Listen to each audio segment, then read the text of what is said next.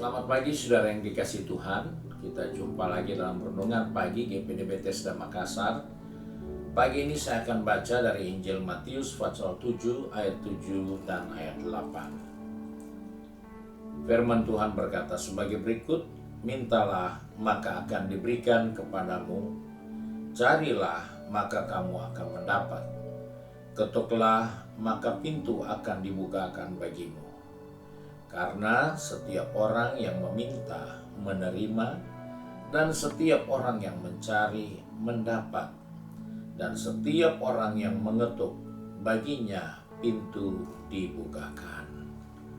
Puji Tuhan, firman Tuhan mengingatkan kepada saya dan saudara sebagai orang-orang percaya bahwa kita ada dalam suatu keadaan di mana kita harus mengerti Tuhan punya rencana atas kehidupan kita. Sehingga sebagai orang percaya kita dikatakan silakan.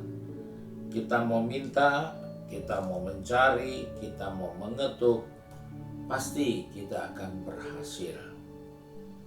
Hal ini mengingatkan kepada saya bahwa keberhasilan seseorang bukan karena jabatannya.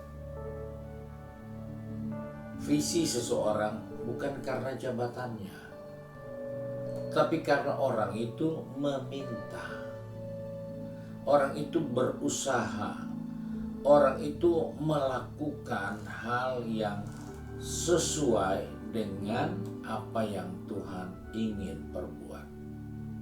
Karena Tuhan ingin siapa yang mencari pasti mendapat, siapa yang mengetuk pasti baginya pintu dibukakan.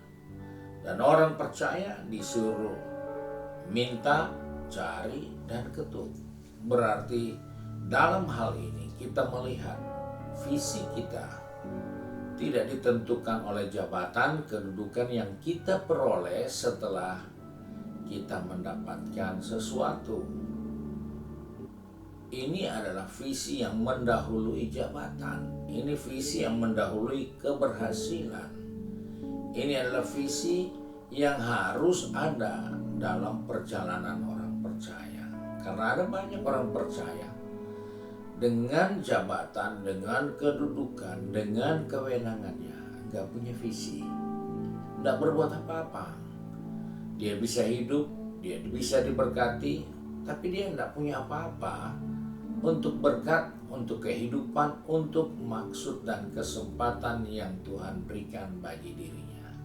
Sebab itu kita diingatkan sebagai orang percaya, kita dipanggil untuk menjadi berkat. Sebab itu minta, cari, ketuk, maka kita akan menjadi sesuatu yang luar biasa. Bukan luar biasa dulu, baru kita mencari. Tetapi kita harus punya tujuan yang jelas, bahwa Tuhan ingin kita berhasil melalui meminta, mencari, dan mengetuk. Dan hal inilah yang seringkali dilupakan oleh banyak orang percaya, sehingga kita menganggap orang yang punya visi adalah orang yang besar. Dia mulai dari yang kecil, dia mulai dari tidak ada apa-apanya karena dia punya visi. Yunus, orang yang tidak punya visi.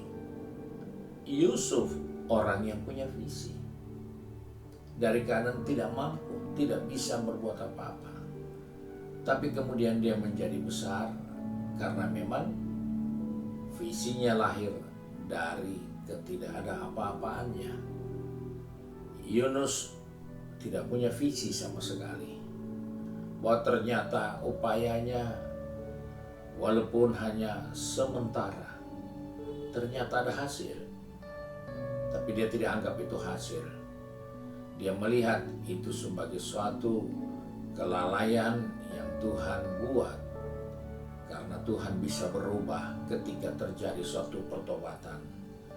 Itulah kegagalan Yunus karena dia tidak punya visi.